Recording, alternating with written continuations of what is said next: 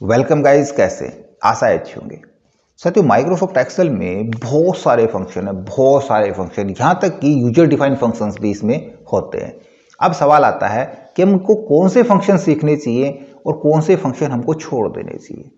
तो आज के वीडियो में हम सीखेंगे इंपॉर्टेंट 40 ऐसे फंक्शन जो कि लगातार हमारे काम में आते रहते हैं, जिनका बार बार यूज होता रहता है। ऐसे 40 फंक्शन कौन कौन से, ये सारा एक एक करके सीखते हैं इस वीडियो में, तो इसमें तक बनेगा। नमस्कार साथियों, मेरा नाम है मनोज कुमार और आप देख रहे हैं अपना यूट्यूब चैनल गुरुजी कंप्यूटर कोर्स। तो चलिए सीख लेते हैं। तो देखिए, एक्चुअल में 40 फंक्शन नहीं, ये हम आपको 50 फंक्शन करवाएंगे, जिसमें लगभग आपके डेली यूजेज के सारे फंक्शन आ जाएंगे।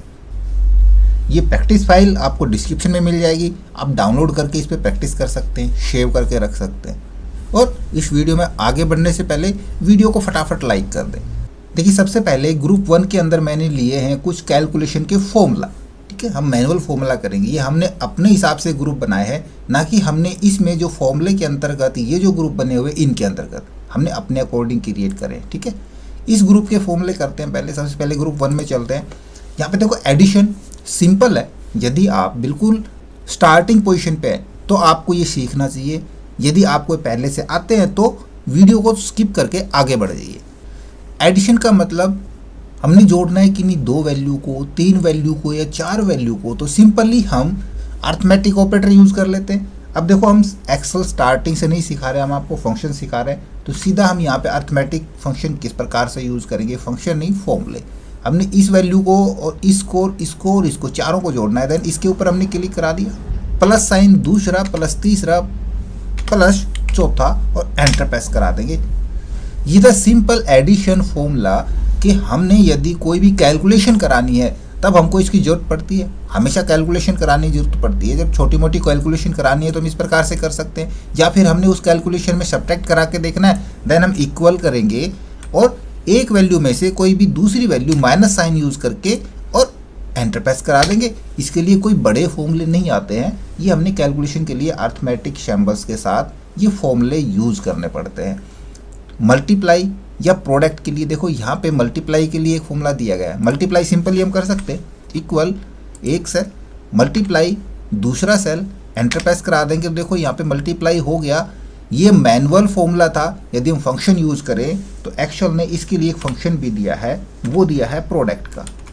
ठीक है, प्रोडक्ट यूज कराएंगे, ब्रैकेट स्टार्ट कराएंगे, तो यहाँ पे कह रहा है नंबर 1, नंबर 2, नंबर 3 हमने ये देना है, कोमा यूज करके दूसरा हमने दे देना, एंटर प्रेस करा लेंगे, तो ये फंक्शन हमारे पास उपलब्ध है एक्चुअल के अंदर प्रोडक्ट के लिए। डिवाइड के लिए भी कोई फंक्शन नहीं है, सिंपल हमने मैनुअल करना पड़ेगा। इक्वल करा के एक वैल्यू डिवाइड बाई दूसरी वैल्यू और एंटर प्रेस करा देंगे, तो डिवीजन के लिए हमको डिवाइड का फॉर्मूला यूज़ करना पड़ेगा। प्रतिशत निकालने के लिए भी हमको मैनुअल फॉर्मूला यूज़ करना पड़ेगा। हमने टोटल परसेंटेज निकालनी है, भाई इसके जो टोटल मार्क्स है वो हमारे कितने में से है, तो परसेंटेज निकालनी है। सिंपल हम क्या यूज़ करें, भाई हमने इसका टोटल करना पड़ेगा और इनका भी टोटल करना पड़ेगा, है ना। तो देखो, एक ही सेल में हमने निकालना है। हम थोड़ा सा एडवांस लेवल बता रहे हैं, हमने इनका टोटल नहीं कराना। यहाँ पे यदि मैं इनका टोटल कराऊँ तो हम यहाँ पे सम फॉर्मूला यूज़ कर लेंगे, जो हम सम आगे सीखने वाले हैं। ठीक है, हालांकि मैं यहाँ पे आपको यदि सम करके दिखाऊँ तो देखो, इनका सम हो गया, फिर हम इनका सम करा लेंगे और इसको इससे डिवाइड करा के 100 से मल्टीप्लाई करा देंगे, है ना। बट ये काम हम एक ही साथ करेंगे। हमने यहाँ पे सिर्फ क्या करना है, टोटल परसेंटेज निकालनी है इसकी। तो देखो, सीधा इक्वल यूज़ करा लें। यहाँ पे हम यूज़ करा लें सम फंक्शन। किसका सम करा दें, इसका सम करा देंगे, बस मल्टीप्लाई 100 एंड डिवाइड बाई, फिर से हम करा देंगे सम का फंक्शन यूज़ और ये वाला डाल देंगे, ब्रैकेट क्लोज करा के एंटर प्रेस करा लेंगे, हमारी प्रतिशत आ जाएगी।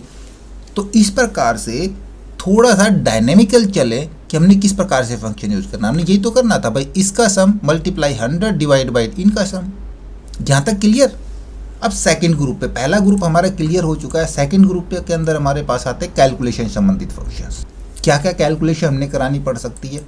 सबसे पहले आता है सम का फंक्शन। हमने सम कराना है। अभी देखो, हमने ऐड कराया था, है ना। ऐड कब कराएंगे, जब हम एक दो वैल्यू की कैलकुलेशन करानी है, हम एडिशन यूज़ कर लेंगे, प्लस प्लस प्लस। लेकिन जब हमने बड़े लेवल पे काम करना है और सभी का टोटल कराना है, तो उस स्थिति में हम सम का यूज़ करेंगे। सबसे पहले तो हमने यहाँ पे क्या करना है, यहाँ पे प्रोडक्ट निकालना है। देखो यहाँ पे टोटल रेट चाहिए हमको, इसका प्रोडक्ट कराना तो प्रोडक्ट फंक्शन यूज़ करें, या फिर हम सीधा इसको इससे मल्टीप्लाई करा दें, एंटर प्रेस करा लेंगे और ये हमारा नीचे तक फिल हो गया। अब देखो हमको सम करना था तो हम क्या करें, हम सम यूज़ करा लेंगे।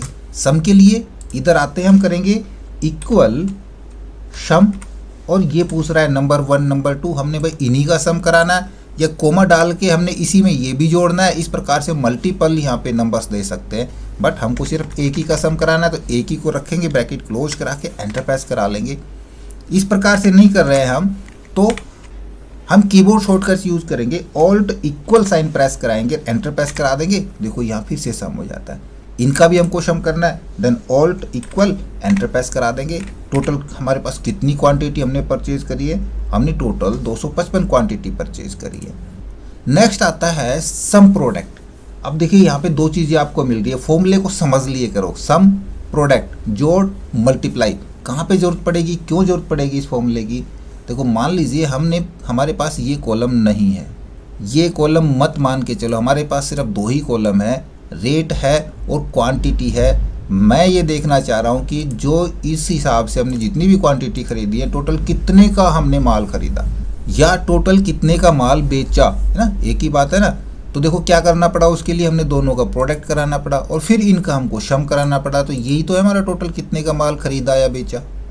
अब ये हम काम नहीं कर रहे हैं, तब क्या करेंगे, तब हमने ये काम इकट्ठा करना पड़ेगा, हमको सम भी करना पड़ेगा, इनका प्रोडक्ट भी करना पड़ेगा। तो सिंपल हम फंक्शन यूज़ कराएं इक्वल सम प्रोडक्ट, ठीक है। तो ये अकेला फंक्शन ये दोनों काम करा देगा। ये मांग रहा है एरे 1 एरे 2, पहला एरे तो हमारे पास भाई ये रेट है सभी के, और दूसरा एरे हमारे पास सभी के क्वांटिटी है। ब्रैकेट क्लोज करा लेंगे, एंटर प्रेस करा लेंगे, आप रिजल्ट मैच कराओ दोनों का। तो जो हमको इतना बड़ा काम करना पड़ रहा है, ये ना करके हम सिर्फ एक ही बार यदि हमको टोटल चाहिए तो हम सम प्रोडक्ट का यूज़ कर सकते हैं। अब एक चीज़ और मैं आपको दिखाता हूँ, हमारे पास ये डेटा बहुत ज़्यादा बड़ा है और यहाँ पे हमने फ़िल्टर भी लगा रखे हैं, और मैं यहाँ पे फ़िल्टर कराना चाहूँ सिर्फ CD को, यहाँ से कराना चाह रहा हूँ मैं CD को फ़िल्टर, ओके करा लेंगे तो यहाँ पे देखोगे वो टोटल गायब हो जाता है। भाई हमको अब CD फ़िल्टर कराई है हमने, तो हम इनका टोटल देखना चाहेंगे ना, टोटल CD की क्वांटिटी कितनी है और भाई टोटल उनकी अमाउंट कितनी है। तो ये सम का फॉर्मूला तो काम नहीं कर रहा है, यहाँ पे ओके कराता हूँ, देखो यहाँ पे सम तो यहाँ टोटल का तो दिखा रहा है, but particular item wise filter करें या कंपनी वाइज तो ये टोटल नहीं दिखा रहा है। तब हम क्या करें, हम सिंपल सम यूज़ नहीं करें, हम इनको हटा के हम यहाँ पे यूज़ करेंगे इक्वल सब टोटल। हमको सब टोटल करना पड़ेगा। सब टोटल के अंदर जैसे ब्रैकेट स्टार्ट करेंगे, ये कह रहा है यहाँ पे कुछ आपके पास फंक्शन मिलेंगे, वही सारे के सारे एग्रीगेट फंक्शंस हैं। हमने इनकी एवरेज निकालनी है, काउंट, काउंटा, मैक्स, मिनिमम, प्रोडक्ट, क्या करना है हमने सम कराना है 9 नंबर वाला। तो यहाँ पे डबल क्लिक यूज़ करें या फिर यहाँ पे डायरेक्ट 9 नंबर लिख देंगे तो भी हमारा ये सम का काम करेगा।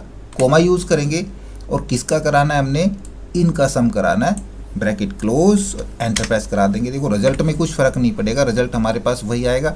इसको मैं इधर भी कॉपी करा लेता हूँ, वही रिजल्ट हमारे पास यहाँ पे। सम ही तो करना है, बट हमने कैसे किया, ये सम हमने सिंपल नहीं, हमने सब टोटल के जरिए किया। अब यदि हम यहाँ पे कोई भी फ़िल्टर कराते हैं आइटम किसी को भी, मैं CD को ही फिर से फ़िल्टर कराता हूँ, तो आप देखोगे यहाँ पे हमारे पास सब टोटल यहाँ पे मौजूद रहता है। और ये अब इन सभी का सम करके दिखा रहा है, सिर्फ CD का। हम कोई दूसरा आइटम देखना चाह रहे हैं, मैं यहाँ से CD को हटा के DVD को देखना चाहूँगा, तो देखो ये DVD का यहाँ पे सम करा रहा है, टोटल क्वांटिटी और टोटल अमाउंट। यूजफुल फंक्शन है ना। चलो हम फिल्टर को यहाँ से रिमूव करा देते हैं। एवरेज भाई रेट हमारे पास देखो, किसी का रेट कुछ है, किसी का रेट कुछ है। हम एवरेज रेट निकालना चाहें या फिर यहाँ पे चलते हैं, कुल 10 ओवर हैं और ओवर के साथ पर ओवर ये अलग अलग रन है। हम एवरेज निकालना चाहें कि पर ओवर कितने रन बने, देन हम किस प्रकार से निकालेंगे भाई, सबसे पहले तो इनका सम कराएंगे, ऑल्ट इक्वल सम करा दिया, फिर इनको गिन लेंगे। गिनने के लिए हमारे पास मैंने यहाँ पे सीरियल नंबर डाले, ओवर 10 हैं या फिर नहीं पता कितने हैं। तब हम क्या करें, तब हम ये नेक्स्ट फंक्शन यूज़ कराएंगे काउंट का। हम यहाँ पे यूज़ करेंगे काउंट फंक्शन और सभी को सिलेक्ट करा के एंटर प्रेस करा देंगे, 10 आ गया। अब 81 को यदि मैं 10 से भाग करा दूँ, जो टोटल सम आया उसको इसकी काउंटिंग से डिवाइड करा दूँ, इक्वल ये डिवाइड बाई ये, एंटर प्रेस करा लेंगे। 8.1 की एवरेज आ गई। कैसे आई, हमने जो शुरू में सीखा था ग्रुप 1 में, डिवाइड किस प्रकार से करेंगे ना, अगर डिवाइड का नहीं पता होता तो कैसे करेंगे, तो हम कैसे कर पाते। तो इसलिए छोटे फंक्शन जो स्टैटिक फंक्शन है वो सीखने बहुत ज़रूरी है। अब ये काम हम सिंगल भी करा सकते हैं। यहाँ पे आता हूँ, मैं कराता हूँ एक फंक्शन एवरेज फंक्शन, और एवरेज के अंदर इसकी एवरेज निकालनी है। तो ये एवरेज फंक्शन क्या करेगा, इन सभी को जोड़ेगा, फिर इनको काउंट करेगा और इनके टोटल जोड़ को काउंट से डिवाइड करा देगा।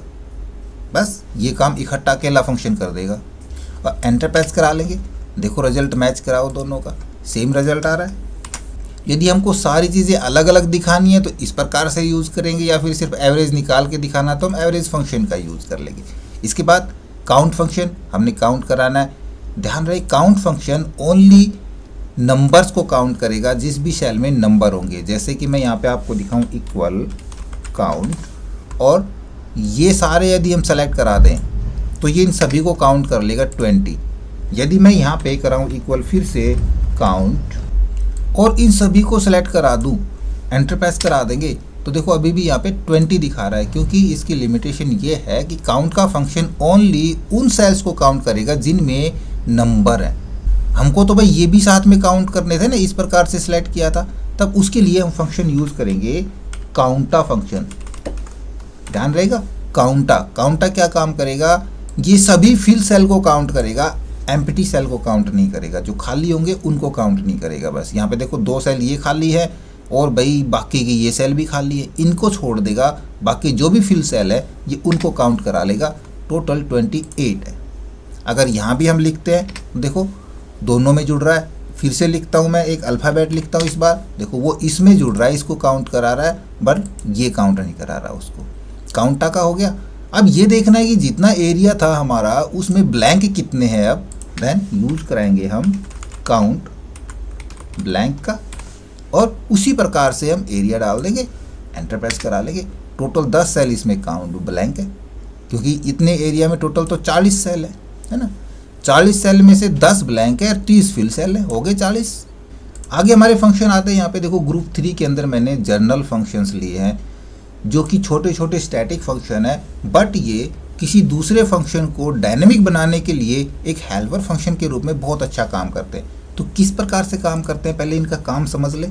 सबसे पहले मैक्स फंक्शन हम देखें। मैक्स का मतलब यहाँ पे जितने भी नंबर्स आए हैं, जिस भी स्टूडेंट्स के अलग अलग सब्जेक्ट में अलग अलग नंबर दिए गए हैं, सबसे ज़्यादा नंबर किस सब्जेक्ट में किस स्टूडेंट ने लिए, मैक्सिमम नंबर कहाँ क्या है इस यहाँ पे।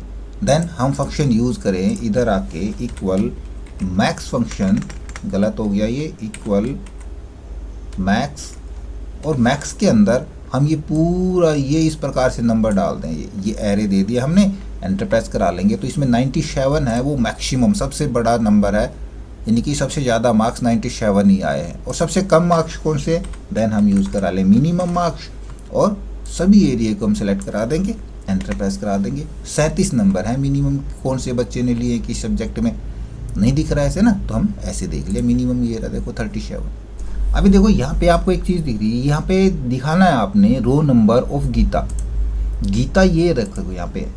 ये जो डेटा है गीता का, ये कौन सी रो नंबर के अंदर है इस शीट के अंदर, वो तो आपको दिख रहा होगा। यहाँ पे देखो 7 नंबर रो में, बिल्कुल क्लियर है 7 नंबर रो में। फिर इस फंक्शन की जरूरत कहाँ पे पड़ेगी, आगे बताएंगे कहाँ पे जरूरत पड़ेगी। पहले हम यहाँ पे इस फंक्शन को चेक करा लें।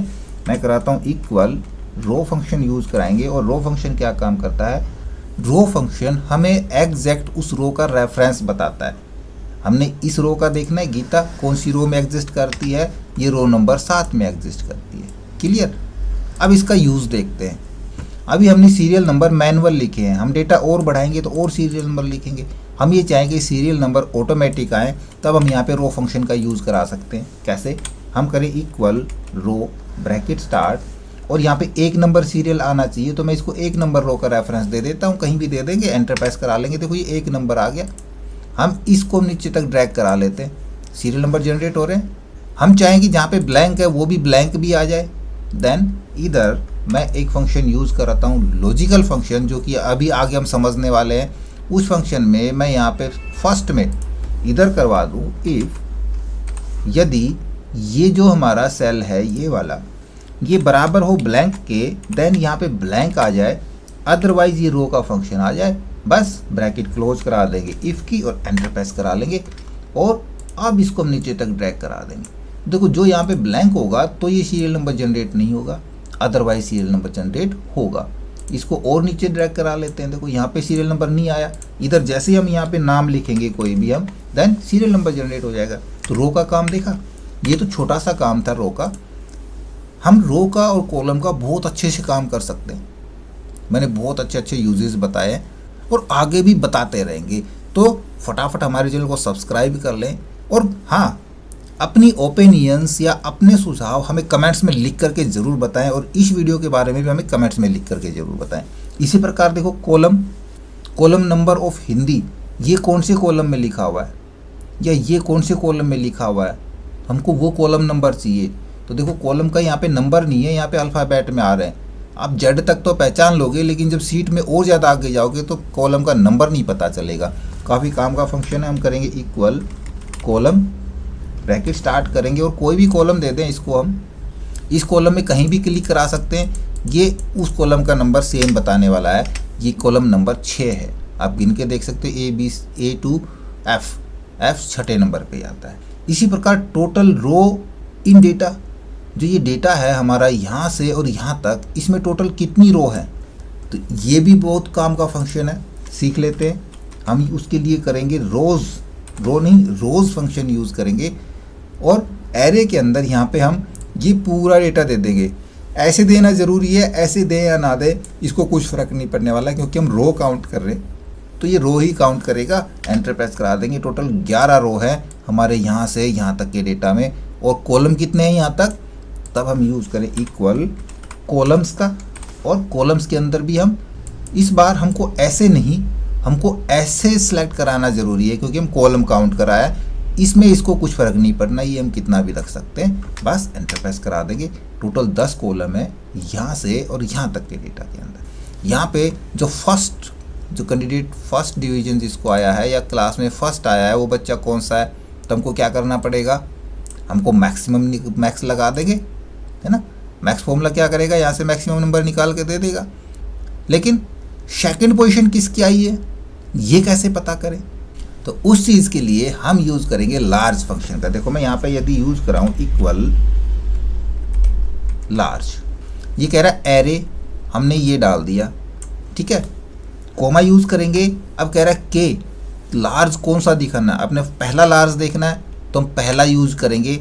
एंटर प्रेस कराएंगे तो देखो पहला लार्ज जो वैल्यू है वो 374 है, इसके अंदर ये वाली सबसे बड़ी संख्या है। या फिर हम दूसरी लार्ज देखें तो यहाँ पे मैं करता हूँ 2 नंबर, एंटर प्रेस कराएंगे, जो 374 के बाद आती है वो 369 है ना। इस प्रकार से हम कोई भी पोजीशन की बड़ी संख्या देखते हैं। हम देखते हैं तीसरी पोजीशन की बड़ी संख्या कौन सी है, वो है 353 नंबर। तो लार्ज का समझ में आ गया। अब हमने टॉप 3 बच्चे निकालने हैं, तो किस प्रकार से निकालेंगे। इसी सेल के अंदर हमने यहाँ पे 3 बच्चों के निकालने हैं सिंपल साधारण फंक्शन से। देखो यहाँ पे हम यूज़ करें इक्वल लार्ज, ठीक है। एरे के अंदर हमारे पास एरे आ गया। इसको फिक्स करा लेते हैं, क्योंकि हमने ये फॉर्मूला नीचे तक कॉपी कराना पड़ेगा, तो इसको हम फिक्स रेफरेंस दे देंगे। F4 से हम इनको लॉक करा देते हैं और जो 1 नंबर देना है या 2 नंबर देना है नीचे तक ड्रैग कराएंगे तो बारी बारी सभी के नंबर आएंगे। तो क्या करें, यहाँ पे अभी हमने सीखा था, हम यहाँ पे करा देंगे रो फंक्शन का यूज़, कि हमारे पास पहले तो पहली रो यानी कि एक रेफरेंस A1 हमने दे दिया तो पहली रो आएगी, नीचे ड्रैग करेंगे दूसरी रो, नीचे ड्रैग करेंगे तीसरी रो, यानी कि अलग अलग इसको रो नंबर मिल जाएगा ना, अलग अलग इसको नंबर मिल जाएगा कि पहली पोजीशन, दूसरी पोजीशन, तीसरी पोजीशन। समझ में आ गया। इसको फिक्स नहीं कराना है, ब्रैकेट क्लोज करा देंगे लार्ज की, एंटर प्रेस करा देंगे। देखो टॉप क्या आया था 374, दूसरे नंबर पे, तीसरे नंबर पे, तीनों हमारे पास आ गए। इसलिए इस प्रकार से हम इनको कंप्लीट नंबर पोजीशन दे सकते हैं कि चौथे नंबर पे कौन है, 5वें पे कौन है, 6ठे पे कौन है। अब इनके नाम निकालने, हमने नंबर नहीं चाहिए, इनके नाम चाहिए। तब हमको लुकअप रेफरेंस के फंक्शन यूज़ करने पड़ेंगे, जो कि कहाँ पे आते हैं, वो हमारे ग्रुप नंबर 8 में आएंगे। यहाँ पे देखो ग्रुप नंबर 8 के अंदर लुकअप रेफरेंस के, इसके ज़रिए हम सीखेंगे। वापस से इसी जगह पे आएंगे। तब तक हम बॉटम 3 बच्चे निकालने हैं तो बॉटम 3 निकाल लेंगे। उसके लिए हम फंक्शन यूज़ करेंगे स्मॉल। भाई लार्ज टॉप नंबर निकाल कर देता है तो स्मॉल क्या करेगा, सबसे छोटा नंबर निकाल कर देगा। कहाँ से, इस एरे में से फिक्स करा लेंगे, कोमा रो हमको सबसे पहला सबसे छोटा नंबर चाहिए, फिर दूसरे नंबर का उससे बड़ा, फिर उससे बड़ा, फिर उससे बड़ा, है ना। तो उसी प्रकार से हम यहाँ भी रो का दे देंगे, दोनों ब्रैकेट क्लोज करा के एंटर प्रेस करा लेंगे। ये सबसे छोटा नंबर है, सबसे कम नंबर इसके हैं, और सबसे इसके अलग बढ़ाते चले जाएं तो एक एक बढ़ाते चले जाएंगे। हमारी दूसरी, तीसरी, चौथी, पांचवी, छठी पोजीशन नीचे से अप में चलेगी। अभी फिलहाल हम चलते हैं ग्रुप नंबर 4 के ऊपर, ठीक है। कुछ टेक्स्ट फंक्शन करके देख लेते हैं, बहुत ज़रूरत पड़ती है टेक्स्ट फंक्शंस की भी हमको। टेक्स्ट फंक्शन में हमने देखो यहाँ पे कुछ फंक्शन यहाँ पे शामिल करे हैं, इनको हम समझाने वाले हैं। काफ़ी काम के फंक्शन है, बहुत ज़्यादा यूज़ में आते हैं। सबसे पहले लोअर अपर प्रॉपर, इसका मतलब क्या है कि हमने अपने टेक्स्ट का केस चेंज कराना है। अभी देखो यहाँ पे कोई तो ये प्रॉपर केस के अंदर, ये अपर केस में, ये लोअर केस के अंदर लिखा हुआ है, ये हमको सभी को एक ही केस में कराना है। अपर केस में लिखना है या लोअर केस में लिखना है, तब यहाँ पे आपको चेंज केस का ऑप्शन नहीं मिलेगा जैसे माइक्रोसॉफ्ट वर्ड में मिलता है। तो हमको यहाँ पे या तो फॉर्मूला यूज़ करने पड़ेंगे, या हमको ऑप्शन का यूज़ करना पड़ेगा, या हमको VBA का यूज़ करना पड़ेगा। तो फॉर्मूला जब हमारे पास है तो फॉर्मूला यूज़ करा लें। मैं सीधा यहाँ पे आ जाता हूँ टेम्परेरी सेल के अंदर, और यदि मैं यहाँ पे लिखूँ अपर और इसको सेलेक्ट करा के एंटर प्रेस कराता हूँ, देखो ये इसको अपर केस करा देता है, और कंप्लीट नीचे तक ड्रैग करा देंगे, सारे अपर केस में हो जाएंगे। इसको हम यहाँ से यदि कॉपी करा के Ctrl+C और इधर आके मैं करा देता हूँ paste special, right click use करेंगे, पेस्ट स्पेशल पे जाएंगे और वैल्यू पे करा के ओके करा देंगे, तो ये सारे कैपिटल में हो गए। इसी प्रकार यदि हमने किसी कैपिटल को लोअर में करना है तो लोअर फंक्शन यूज़ करेंगे, प्रॉपर में करना है तो प्रॉपर फंक्शन यूज़ करा लेंगे। ये करके देखोगे खुद से, ठीक है, करके देखना। इसको मैं अंडू करा लेता हूँ अभी, और ये फंक्शन करा देता हूँ डिलीट। आगे आता है देखो ट्रिम फंक्शन। ट्रिम क्या करता है, ट्रिम हमारे टेक्स्ट में जो एक्स्ट्रा स्पेसिस हैं उनको रिमूव कराता है। और ये फंक्शन छोटा सा फंक्शन है, बट काम इतना करता है कि मान लीजिए हमने कहीं से मेल से कोई डेटा हमने लिया है, कहीं दूसरे सर्वर से हमने डेटा डाउनलोड किया है, तो वो डेटा हमारा तितर बितर आता है। कहीं पे ज़्यादा स्पेसिस इकट्ठे हो जाते हैं, कहीं पे केसेस का फ़र्क होता है। तो वहाँ से एक्स्ट्रा स्पेस रिमूव कराने के लिए हम ट्रिम फंक्शन या फिर क्लीन फंक्शन यूज़ करते हैं। तो trim function extra spaces remove कराएगा। देखो यहाँ पे कुछ एक्स्ट्रा स्पेस है, यहाँ पे स्पेस है, या फिर किसी नाम के बीच में एक से ज़्यादा स्पेस हो सकते हैं, उन सभी को ये एक बार में रिमूव करा देता है। हम यहाँ पे ट्रिम फंक्शन यूज़ करके देखते हैं, और सेल एड्रेस दे के एंटर प्रेस कराना है सिर्फ हमने। तो देखो ये एक्स्ट्रा स्पेस यहाँ से रिमूव करा देगा, और सभी के हम रिमूव कराना चाहें तो रिमूव करा सकते हैं। तो जब भी यदि हमको इसकी ज़रूरत पड़ती है तो हम किसी दूसरे फंक्शन के साथ ट्रिम का यूज़ करा के एक्स्ट्रा स्पेस रिमूव करा सकते हैं, और हम एक्चुअल रिजल्ट प्राप्त कर सकते हैं। इसके बाद आता है हमारे पास कॉनकैटेनेट का। ये अलग अलग नाम से फंक्शन मिल सकता है। यदि आपके पास ऑफिस 2007 तक का वर्जन है तो आपको कॉनकैटेनेट मिलेगा। 2007 से अबव वर्जन है तो वहाँ पे कॉनकैट फंक्शन भी जारी कर दिया, आप कॉनकैट से भी यूज़ करा सकते हैं। दोनों का सेम काम क्या होता है, दो या दो से ज़्यादा सेल्स का डेटा एक सेल में इकट्ठा करना। जैसे कि हमने मनोज, कुमार और दिल्ली, इन तीनों को हमने यहाँ पे इकट्ठा करना है एक ही जगह पे, या फिर हमको फुल नेम यहाँ पे लिखना है। मनोज और कुमार अलग अलग नेम है, यहाँ पे हमको ये मुकेश कुमार इकट्ठा चाहिए यहाँ पे। देन हम यहाँ यूज़ कर सकते हैं कॉनकैटेनेट का, CONCATE, ये गलत हो गया, CONCA। देखो यहाँ पे दो फंक्शन दिखा रहा है, कॉनकैटेनेट, और इसकी जगह रिप्लेस होके जो नया फंक्शन बना है वो कॉनकैट फंक्शन बना है। तो हम कॉनकैट यूज़ करें या कॉनकैटेनेट, दोनों सेम ही काम करेंगे। मैं यहाँ पे कॉनकैटेनेट ही करा लेता हूँ ताकि सभी के पास ये फंक्शन अवेलेबल मिलेगा। ये कह रहा है टेक्स्ट 1 हमने ये दिया, कोमा टेक्स्ट 2 ये दे दिया, और एंटर प्रेस करा लेंगे। देखो ये दोनों इकट्ठा हो जाते हैं। अब बीच में यहाँ पे कोई स्पेस नहीं आया, हम स्पेस यूज़ करना चाहेंगे तो बीच में हम यहाँ पे कोमा यूज़ करेंगे फिर से, और यहाँ पे नहीं, इन्वर्टेड कोमास के अंदर एक स्पेस डाल के कोमा डाल देंगे। देन यहाँ पे एक स्पेस बीच में पड़ जाएगा। इसको मैनुअल भी करा सकते हैं। यदि हम सीधा इक्वल के साथ ये सेल डालें और %, यूज़ करके inverted coma space, inverted coma close, फिर से %, और दूसरा सेल कर लेंगे, तो ये भी कॉनकैट का काम करता है, दोनों इकट्ठे करा देता है। अब इस स्थिति में देखो यहाँ पे मैं इसको ड्रैग कराता हूँ तो ये जैसे थे वैसे ही कॉनकैट हो रहे हैं। हम चाह रहे हैं कि प्रॉपर केस में कॉनकैट हो, तब हम यूज़ करा लें यहाँ पे प्रॉपर फंक्शन का यूज़, और प्रॉपर के अंदर ये हमारे कंप्लीट हो गए कॉनकैट का, ब्रैकेट क्लोज, कंट्रोल एंटर। ये देखो यहाँ पे सारे के सारे हमारे प्रॉपर केस में कॉनकैट हो गए। तो इस प्रकार से हम मल्टीपल फंक्शन यूज़ करा के अपने किसी भी एक सिंपल स्टैटिक फंक्शन को डायनेमिक फंक्शन में कन्वर्ट करा सकते हैं। यही काम यदि हम और लेटेस्ट वर्जन में जा रहे हैं तो हम टेक्स्ट ज्वाइन का फंक्शन का यूज़ कर सकते हैं। यदि यहाँ पे मैं यूज़ करूँ टेक्स्ट ज्वाइन को हमने फुल्ली से एक्सप्लेन किया है अलग से, आप वहाँ पे जाके वीडियो देख सकते हैं। टेक्स्ट स्प्लिट को भी मैंने फुल्ली एक्सप्लेन किया है। यहाँ पे देखो टेक्स्ट ज्वाइन के अंदर कह रहा है डेलीमीटर क्या होते हैं, हमने इन दोनों को कॉन्कैट कराया था तो बीच में हमने स्पेस यूज़ किया था, है ना। यदि 3 सेल को कॉन्कैट कराते तो हमको 2 बार डेलीमीटर यूज़ करना पड़ता, 4 को करना पड़ता, 4 को कॉन्कैट कराते तो हमको 3 बार यहाँ पे डेलीमीटर यूज़ करने पड़ते, है ना। तो फंक्शन लेंथी हो जाता है। बट यहाँ पे क्या दे दिया, यहाँ पे पहले ही डेलीमीटर दे दिया। कह रहा क्या डेलीमीटर यूज़ करना चाह रहे हैं, यहाँ पे हमने वो डेलीमीटर यूज़ करा लिया। हम स्पेस यूज़ करना चाह रहे हैं या भाई हम बीच में कोमा और स्पेस यूज़ करना चाह रहे हैं, डेलीमीटर हमने पहले डाल दिया। अब ये कह रहा है यहाँ पे ट्रू और फॉल्स, जो बीच में कोई एम्प्टी है तो उनको आप इग्नोर करना चाह रहे हैं या एम्प्टी को भी लेना चाह रहे हैं। भाई जो यहाँ पे एम्प्टी है वो इग्नोर हो जाए तो उसके लिए यहाँ पे हम यूज़ करा देंगे ट्रू का। फिर कह रहा है टेक्स्ट 1, टेक्स्ट 2, टेक्स्ट 3 और हम इस प्रकार से 2 को जोड़ना है, 3 को जोड़ना है या 4 को जोड़ना है, हम मल्टीपल टेक्स्ट एक साथ दे सकते हैं। तो ये काफ़ी अच्छा फंक्शन है ना। हमको बार बार देखो यहाँ पे एंड पर्सन यूज़ करके डेलीमीटर नहीं देने पड़े, एक बार ही डेलीमीटर दे दिया। ब्लैंक्स के लिए ट्रू का काम कर दिया हमने और पूरी रेंज एक ही बार में डाल के और एंटर प्रेस करा लेंगे। देखो ये सारा एक ही बार में हमारा कॉन्कैट हो जाता है। इसको नीचे तक ड्रैग करा देंगे बस। यहाँ पे देखो कुछ एक्स्ट्रा स्पेस दिख रहे होगी क्योंकि यहाँ पे मैंने स्पेस रिमूव नहीं करे थे, यहाँ पे पहले ही हमारे पास कुछ स्पेस थे तो मैं फ़िलहाल यहाँ से इनको रिमूव करा देता हूँ। यहाँ से भी ये स्पेस मैं रिमूव करा देता हूँ।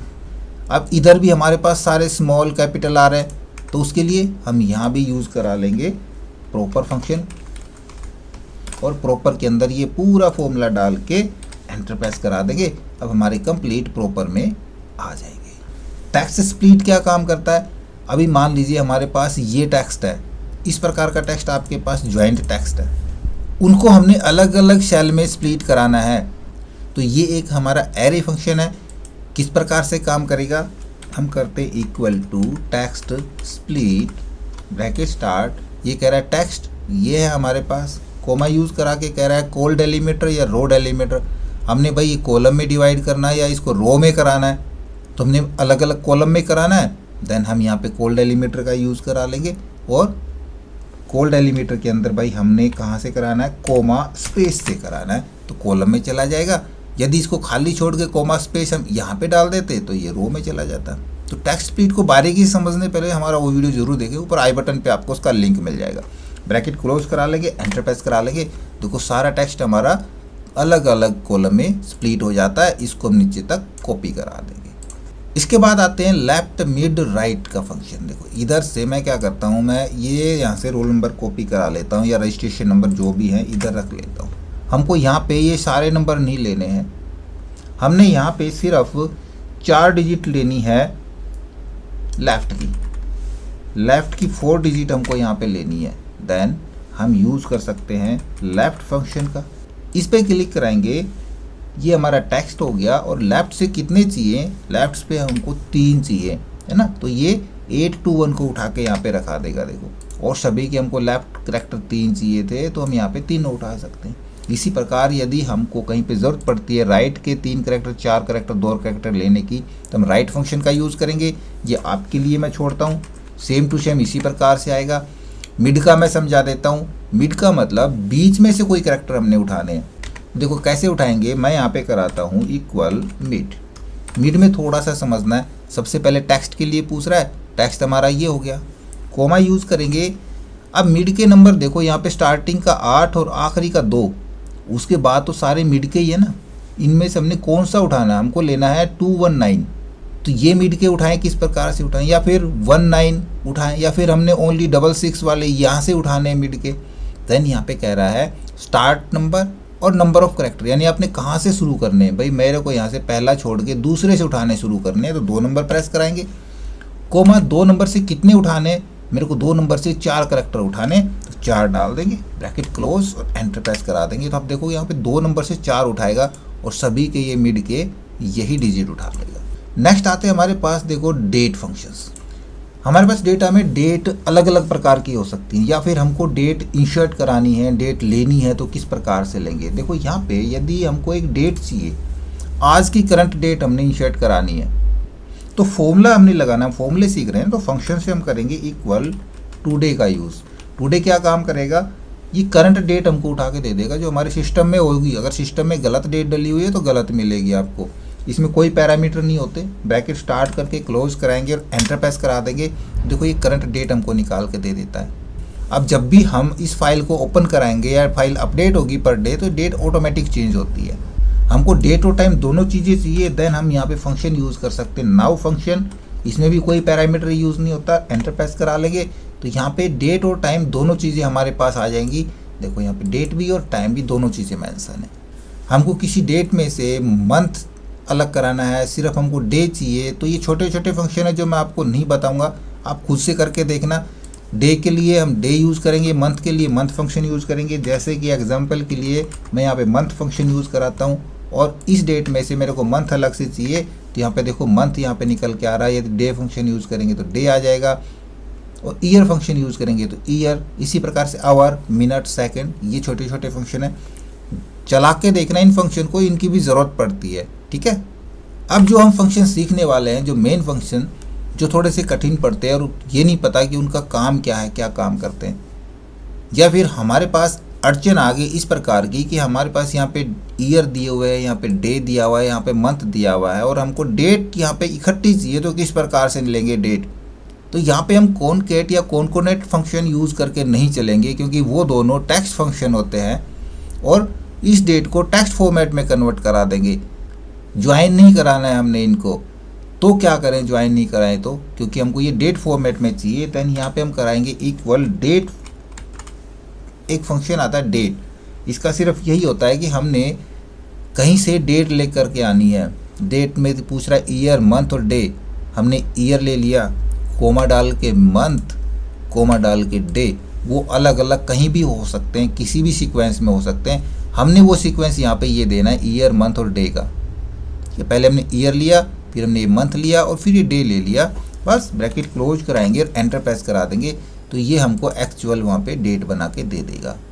अब ये एक डेट फॉर्मेट आएगा, ना कि टेक्स्ट फॉर्मेट, और हम इस डेट को डेट के तरीके से ही इस्तेमाल कर सकते हैं। अब टेक्स्ट फॉर्मेट क्या होता है, देखो मैं आपको बताता हूँ टेक्स्ट फॉर्मेट क्या होता है। उससे पहले हम एक फंक्शन और सीखते हैं, डेट वैल्यू फंक्शन।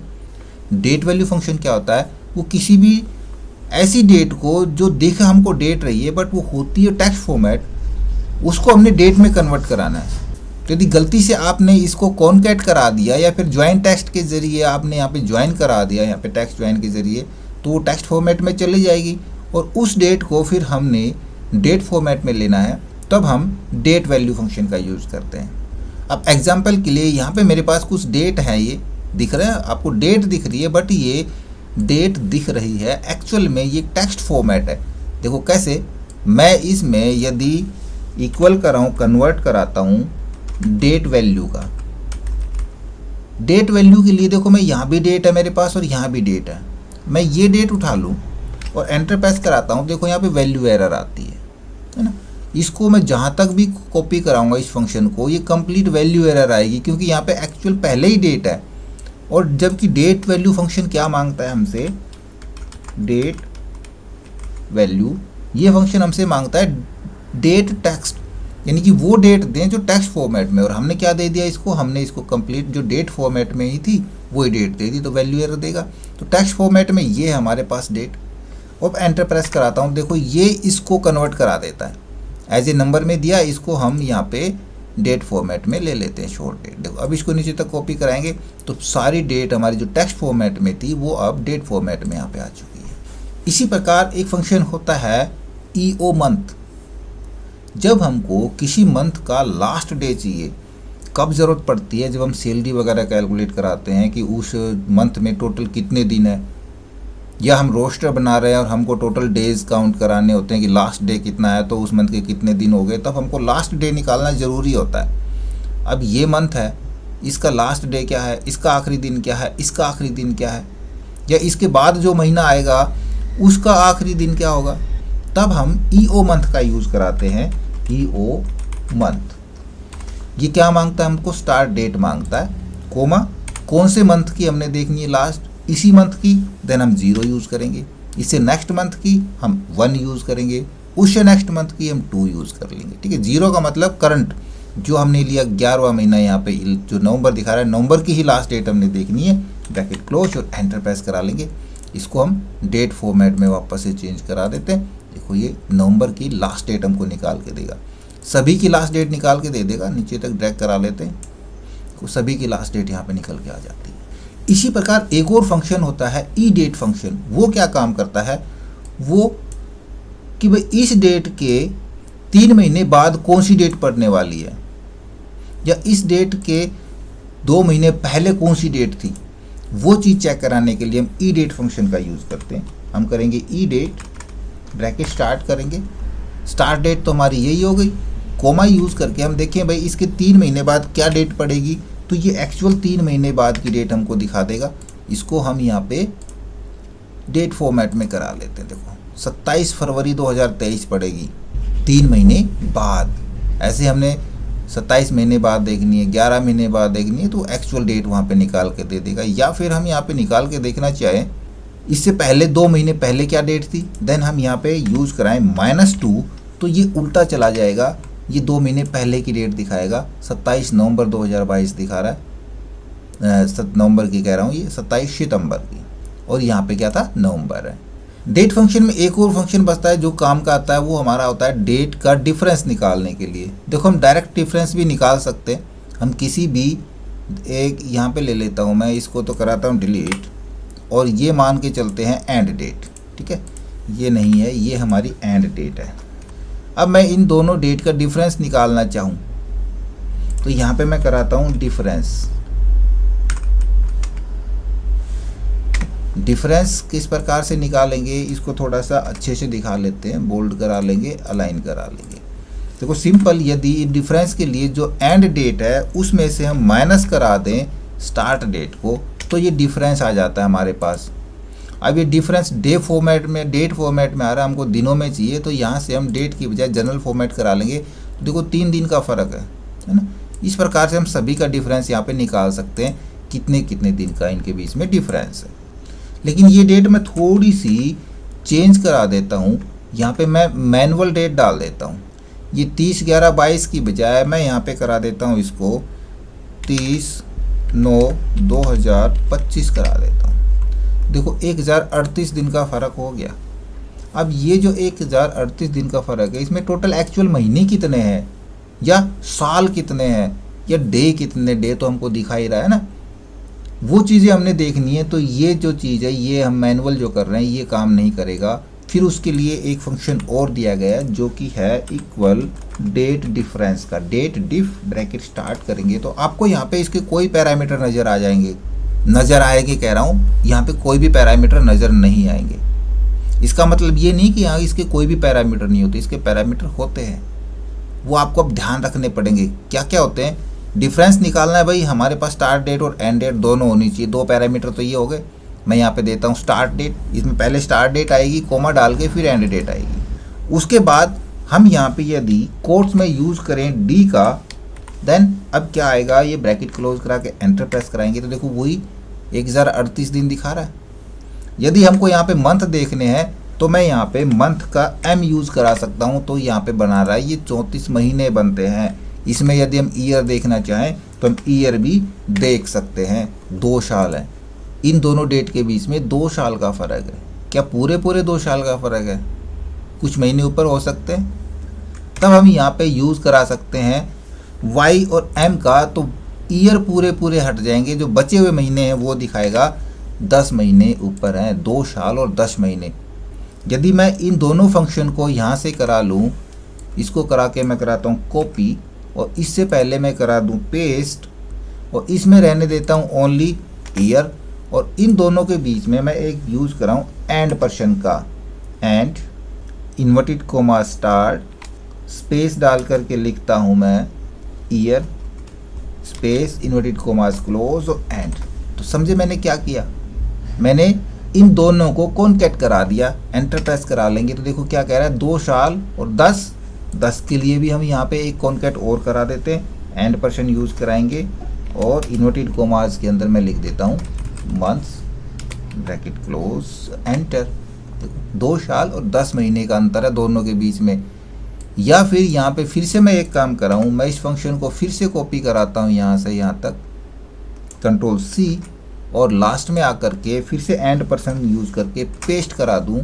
और इसमें ये देखो इधर भाग गया ये फंक्शन थोड़ा सा, यहाँ पे फॉर्मूला बार में चलते हैं, यहाँ YM की बजाय मैं करवा दूँ यहाँ पे M और D, यानी कि मंथ जो बचे 10 महीने हैं, हो सकता है 10 महीने 10 दिन हो रहे हो तो महीने महीने पूरे हट जाए और दिन बचे हुए दिखा दे।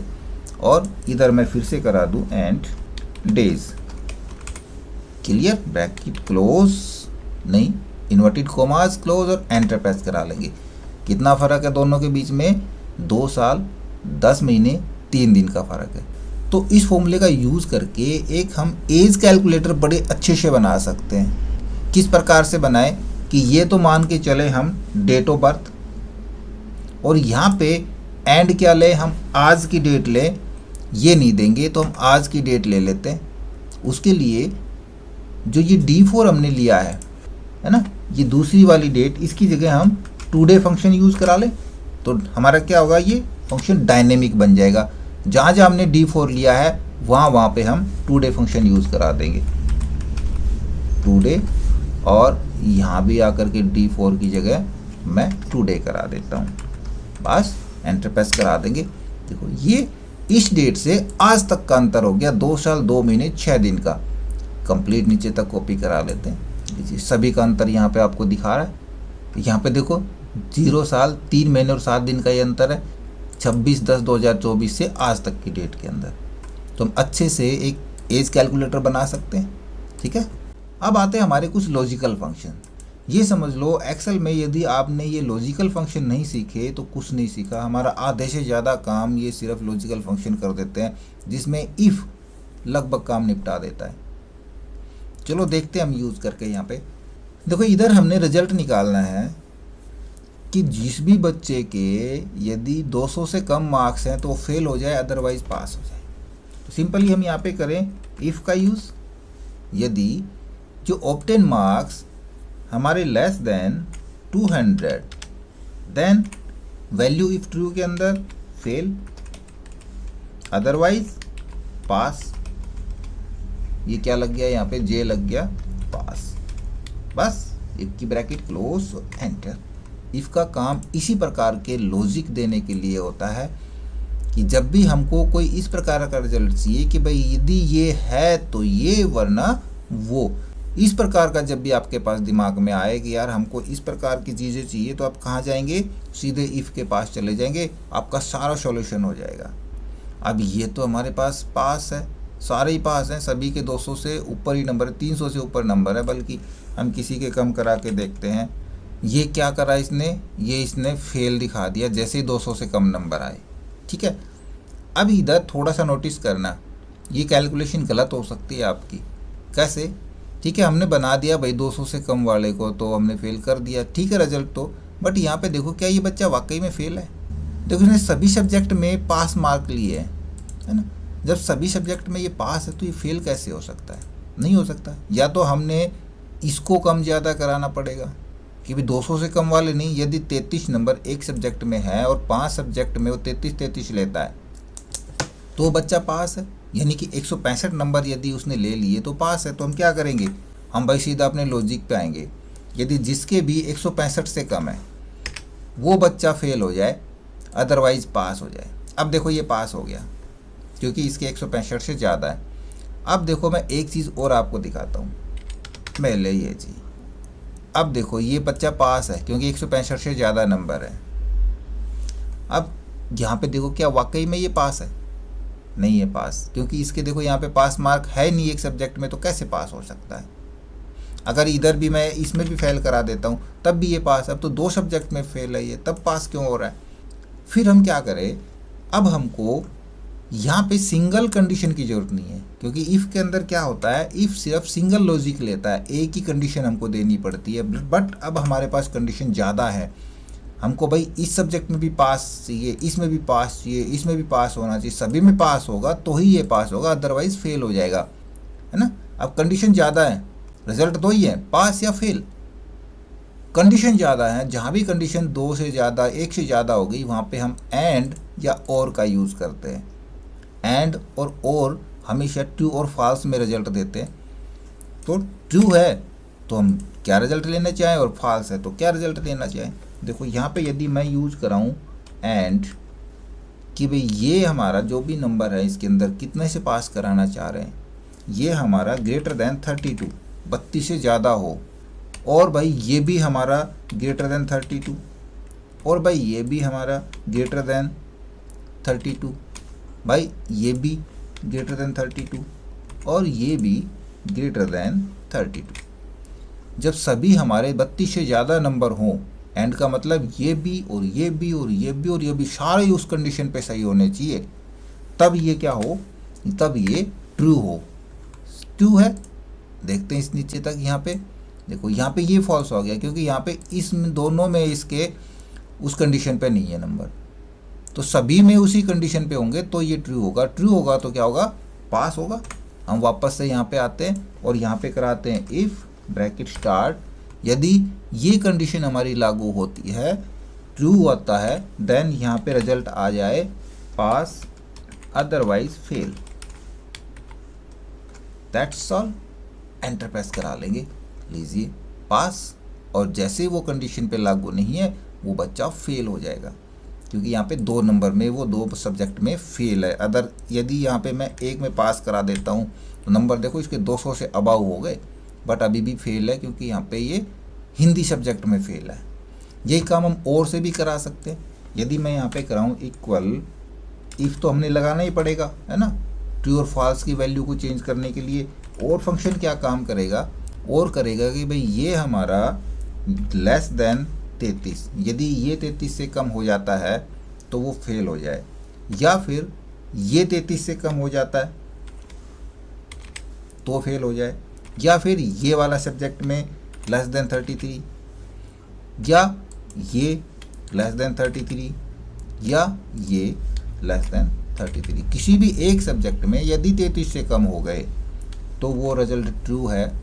ट्रू का मतलब वो फेल है, देन ये क्या हो जाए, फेल, अदरवाइज पास। बस इफ़ की ब्रैकेट क्लोज, एंटर प्रेस करा देंगे। यहाँ पे नेम एरर आया, हमने क्या गलती करी, नेम लिखने में ऑफ लिख दिया हमने, ये और लिखना है, एंटर प्रेस करा लेंगे, पास हो गया, कॉपी करा देंगे। दोनों रिजल्ट हमारे सेम आएंगे। थोड़ा सा क्या किया हमने, लॉजिक चेंज किया और रिजल्ट चेंज करा दिया। अब देखो, एक फंक्शन हमने पहले छोड़ा था, एक अब फिर से छोड़ रहा हूँ। देखो यहाँ पे मैंने एक ग्रुप 4 के अंदर यहाँ पे टेक्स्ट फंक्शन छोड़ा था, है ना।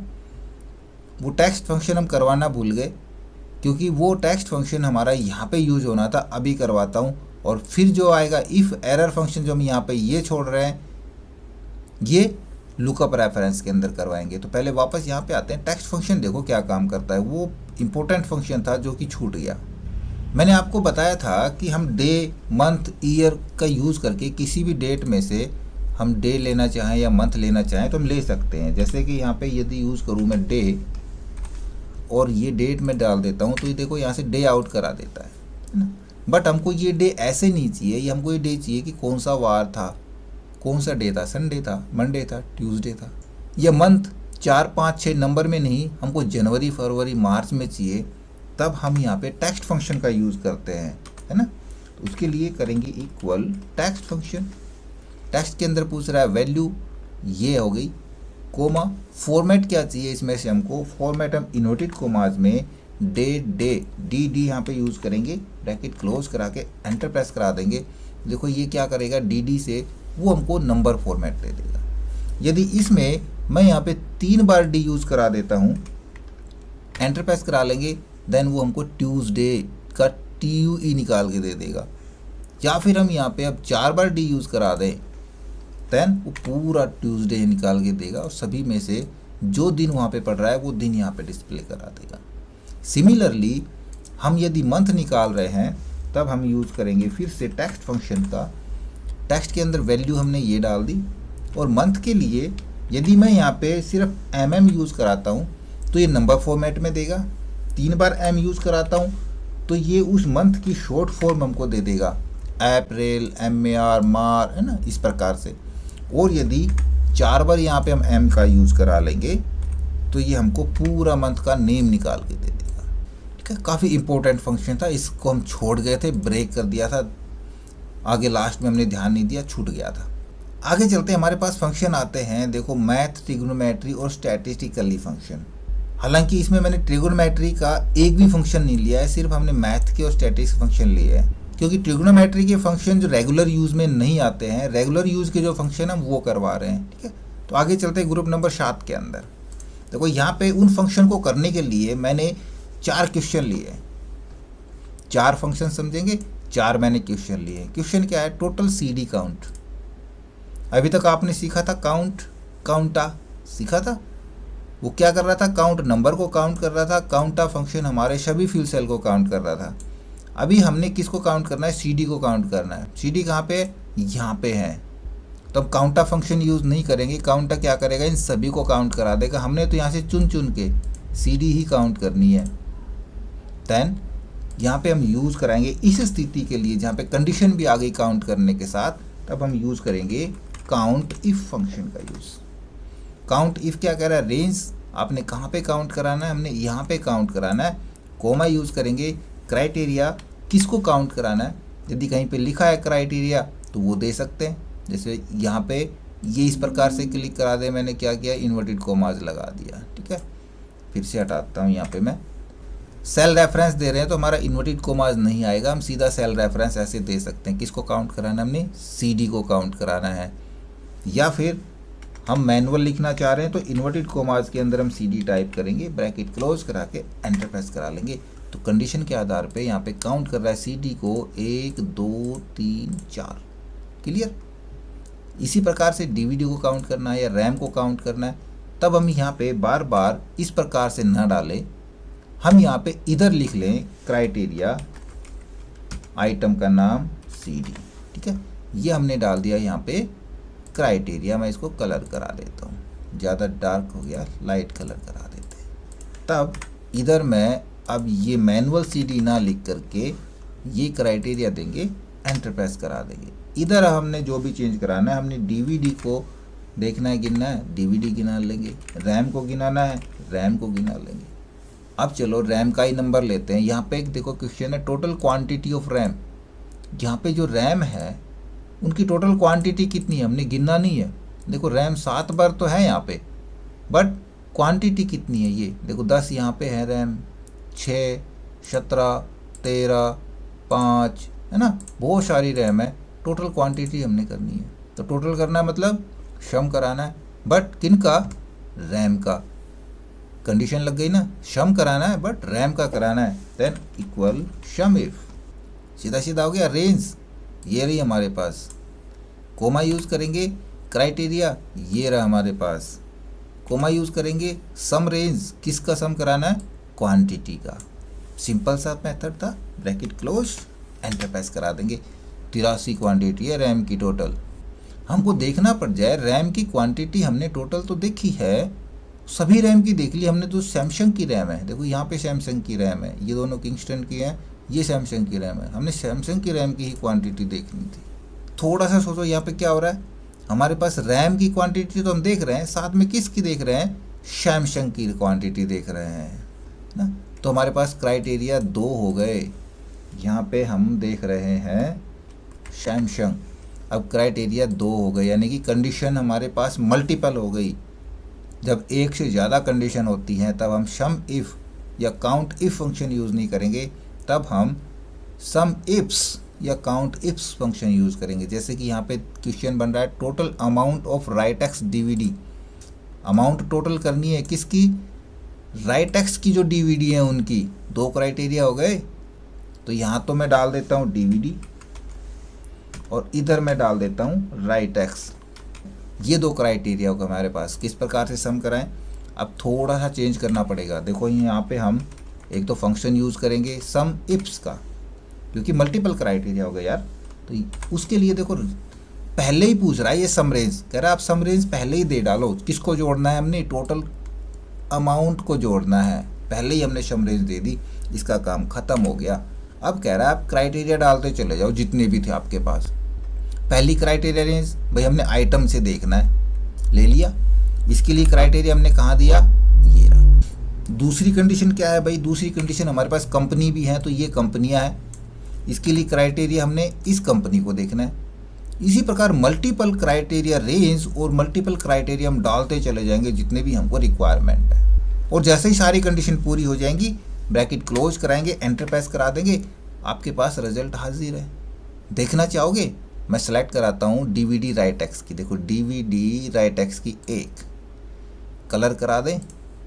दूसरा हमारे पास आगे चलते हैं, DVD T सीरीज है, DVD राइटेक्स की दूसरी। बस ये दो ही तो हैं, 210 और 225 कितने होते हैं, 435। इसने इनको नहीं जोड़ा है। इसी प्रकार हमने देखना है DVD T सीरीज की कितनी है, क्वांटिटी नहीं देखनी, कितनी है DVD, जैसे हमने CD गिना था। देन हम करें इक्वल काउंट इफ्स, ना कि काउंट इफ, ये स्पेलिंग मिस्टेक होगी, COUNTIFS, ठीक है। इसमें भी कह रहा है क्राइटेरिया रेंज 1, क्राइटेरिया 1 मल्टीपल दे सकते हैं, ठीक है। तो हमारे पास क्या क्या है, एक तो ये चीज़ है, इसके लिए क्राइटेरिया ये रहा, कोमा, दूसरी चीज़ ये है, इसके लिए क्राइटेरिया ये रहा, ब्रैकेट क्लोज, एंटर प्रेस करा लेंगे। दो है, कौन सी है, जो DVD T सीरीज नहीं राइटेक्स की है। तो हम यहाँ पे क्या करें, मैं यहाँ पे T सीरीज लिखता हूँ। एक ही बार तो खरीद दी हमने T सीरीज की DVD, देखो यहाँ भी नहीं है, ये रही, इसके बाद आगे भी नहीं है, एक ही बार खरीद ली। और एक ही बार में कितनी खरीद ली, एक ही बार में 120 रुपये की खरीद ली हमने, ये रही 120 रुपये की तो है। चारों क्लियर, आगे चलते हैं। अब आ जाते हैं हमारे पास लुकअप और रेफरेंस के फंक्शन। देखो बड़े काम के फंक्शन है, यूजफुल फंक्शन है। चलते हैं ग्रुप के अंदर। सबसे पहले समझते हैं वी लुकअप को, ठीक है ना, बहुत ज़्यादा यूज़ में आता है, हर जगह इंटरव्यू में भी पूछ लिया जाता है वी लुकअप क्या होता है। देखो वी लुकअप क्या होता है, हमने किसी भी डेटा के अंदर किसी लुकअप वैल्यू के अकॉर्डिंग, मान लीजिए हमने 103 जो एम्प्लॉय ID है इसकी सैलरी चेक करानी है, तो हम कैसे चेक कराएं, या फिर हमने बीरबल की सैलरी कितनी है, बीरबल का वर्किंग डेज हमने देखना है, तो हम उसको पूरे डेटा में इस प्रकार से ढूंढने की बजाय हम ये VLOOKUP फंक्शन यूज़ करा लें।